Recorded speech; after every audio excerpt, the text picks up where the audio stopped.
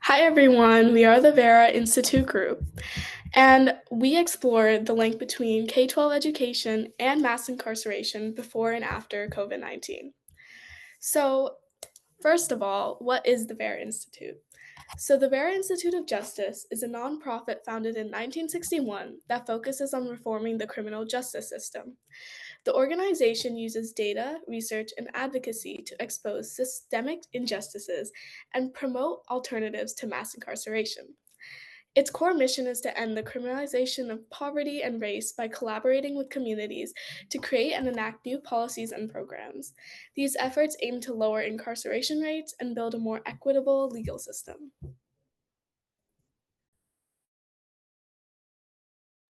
Um, when we began formulating our research question with our community partner, we wanted something that would benefit Vera Institute themselves as well as be relevant to us as high school students. Our initial research question was how has college admissions influenced mass incarceration rates before and after COVID-19 in New York? After some feedback from our practice presentation, we revised one of our variables. At first, we focused on college admission rates, but it was noted that typically when referring to education affects incarceration rates or or the school to prison pipeline. Researchers reference K through 12 education. In addition, students typically attend a K through 12 in the state that they live in, whereas many students come from outside of New York to attend college. So looking at college admissions rates may give misleading results. Based on this feedback, our final research question is, how has K through 12 education influenced mass incarceration rates before and after COVID-19 in New York? The methods that we used. Based on the research question, we identified variables that were that would reach that would oh, I am so sorry. My apologies. Based on our research questions, we identified variables that we would research. Our variables included a timeline that that was for before and after COVID-19, mass incarceration rates, and K through 12 education. We utilized these to study the effects of COVID-19 and education on mass incarceration. Using using data and analyze skills we learned throughout the course, we created a graph that would represent our research findings. So an example of a graph that is used to represent information throughout visualization is through the deep know. And this is based on a bar chart that we made representing the reading score grade level and the high school diploma status by the gender under custody population on January 1st, 2016. So based on the pie chart, the education level of the incarceration population are broken down into reading score grade level and high school diploma status, with a more breakdown and detailed information about in terms of male or female or gender. So the bar chart shows that 59% of the total population has a verified high school certified. So looking at the reading level, a significant majority portion of the population has a low literacy skills. So 16% scoring at a 0 to a 4th grade level and 12% scoring at 5th to 8th grade level. So this data gives us information about the gender breakdown with both male and female inmates having very similar percentage for all categories. And the only difference there is that there's only a little bit of a difference between the reading scores at the lowest grade levels. So this gives us information more detail that while majority of the incarceration population has a high school credibility and maybe a high school diploma, um, even though the majority of them have a high school diploma, this indicates that while minorities have a significant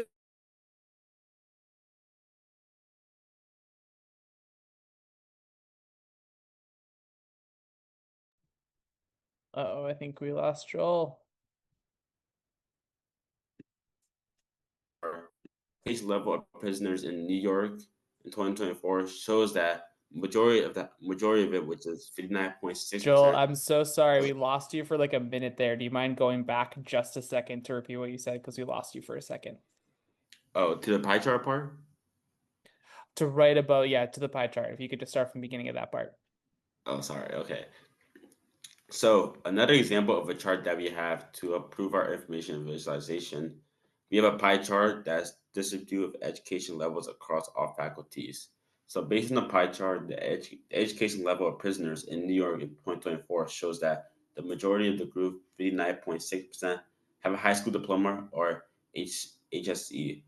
But however, the remaining population across various lower and higher education levels. Also, significant population of inmates didn't even complete a high school because according to the data, 5.4% of them have a ninth grade education, 7.7% have a 10th grade education, and 7.3 have a 11th grade education. So this gives us information about the type of education that inmates that are in prison or were in prison previously, like how type of education they received while there or going there. So those with even lower education levels includes 2.7% of an eighth grade level, 1.5% with a seventh grade education, and 0.3 with a sixth grade education or less. So additionally, the chart indicates that 4.2% of inmates have 4.2% have a college education. And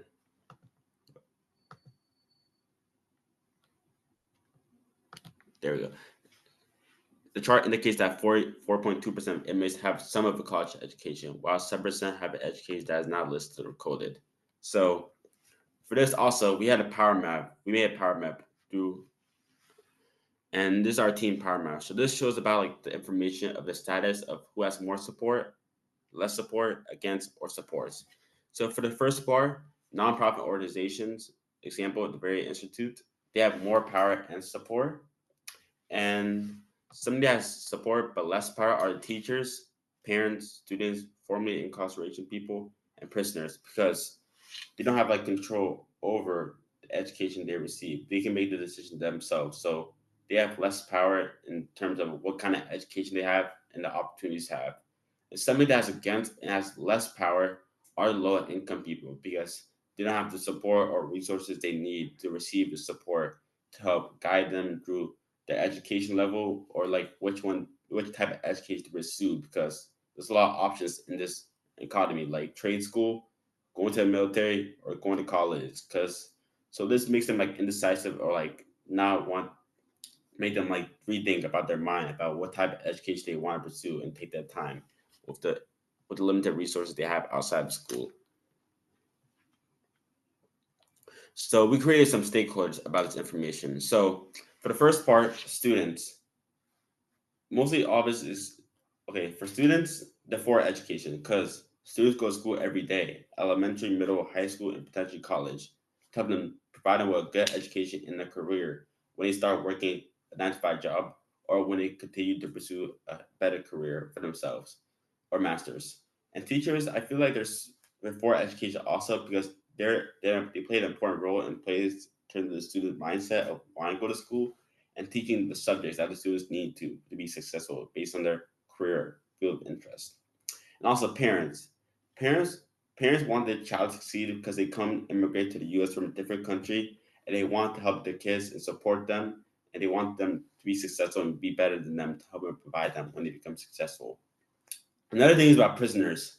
So when they're at prison, they learn about the importance of education because they're stuck in the jail cell for like years or even months for a while. So it makes them want to have a life outside of prison, like an education, and want to become successful to prevent crimes. And additionally, the other two nonprofit organizations informing incarceration people are for because they want to obtain an education while in prison. And for nonprofit organizations like the Vera Institute, they want to find a massive incarceration rates that can help us present, to help reach their goals and help them become successful. However, one part that's against education is low income first generation students because the money spent on prisoner education programs have been spent on helping them in their community, in their local area. And that's my part. Thank you. All right, so for our results showed that from 2016 to 2014, there has been a slight decrease in the inmates with lower levels of education and a slight increase in inmates with higher levels. And this can suggest that K-12 education is no longer the sole risk factor for incarceration rates, even though it is still important. And then for COVID-19, it worsened the gap between technology access because it created financial hardships to worsen the digital divide, which measures who has access to modern technology. And then another important factor was the passage of the law called Raise the Age, which was passed in 2017. And it's likely that this law played a significant role in the downward trend because it no longer prosecuted youth ages from 16 to 17 as adults and reduced the number of younger individuals and less educated individuals who are in prison. And this could explain the average increases of education levels inside prisons. And finally, after 2017, there has been a decrease in college admissions that has been made worse by the pandemic. And this is a significant factor in the increase of the prison population because going to college increases opportunities and upward social mobility, and without it, there's an increase of risk of criminal involvement. This trend highlights how systemic issues in education and socioeconomic barriers can contribute to the school to prison pipeline, leading to a rise in the incarcerated population. Thank you, Elise. So the next portion of our project is the conclusion and recommendations. So after analyzing our visualizations, we decided to delve in deeper, especially focusing on the state of New York. So after analyzing our data visualizations, we've seen the number of incarcerated people has changed significantly, and COVID-19 presented a huge disruption, not only through societal changes, but also trends in incarceration. And as per our research, during 2000 to 2016, there was expanded access to college level education within prisons, as well as increased support for youth services and public education. So, although we cannot establish causation, the data suggests that as more students had educational opportunities and remained in school, fewer people were admitted into prisons. And then in the second graph, it's a graph that shows after COVID, and the number of people who were incarcerated per year steeply increased. Um, and potentially, this overlaps with the high school students admitted into colleges in New York over the years. Um, so this overlap could be attributed to the digital divide, where some students lack access to technology and the debilitating economic condition. And these issues factored into lower test scores and decreased college readiness, as well as more people who committed crimes. And yeah, can you scroll a little bit? Yeah. So for this graph, I just wanted to elaborate that there is a downward trend, but it's also important to see the steep kind of, oh, could you scroll up a little bit? Yeah, so there's a steep decline in 2020 when COVID hit. And this shows that there were a larger number of potentially high school dropouts or people who did not want to pursue higher education. Um, and we can infer from that that low-income students or students that attended impoverished school districts had a lack of opportunities and thus could have resorted to crime. And relating all three graphs together, we can see how school closures and remote learning disproportionately affected marginalized communities, which in turn made them unable to pursue certain vocations. So, yeah, and based on our data visualizations, we can also conclude that after COVID, a decline in students who engaged in K-12 education correlates with a rise in incarceration rates, which reinforces the idea of the school to prison pipeline. So what is this idea? So this idea states that some academic structures funnel marginalized students from schools into the criminal justice system due to a lack of resources or opportunities. And schools that have zero tolerance policies, increased police presence, and a lack of mental health services tend to be examples of academic institutions that reinforce the idea of the school to prison pipeline. And okay, scroll a little bit. Yeah. So from our project, some takeaways that we have is that we realize that society often places blame on people for underperforming academically, when in reality, the blame needs to be shifted to the various systems and structures that are ingrained in our society. And COVID-19 was one of the disruptions in our modern world that made the disparities worse between students. And it's important to realize that schools can help divert our youth from entering cycles of poverty and incarceration. And we need to pour more resources into every school district. And finally, we have recommendations for the Vera Institute. So we've noticed that the Vera Institute has already made the effort to provide college level education to incarcerated individuals, and we applaud their efforts, which have already had a huge impact. We would also like to recommend that they expand educational pathways for communities with high incarceration rates, remove criminalization from school environments, and use data to assess students who are at risk of being incarcerated. And even further down, we have our annotated bibliography and our works cited. And thank you.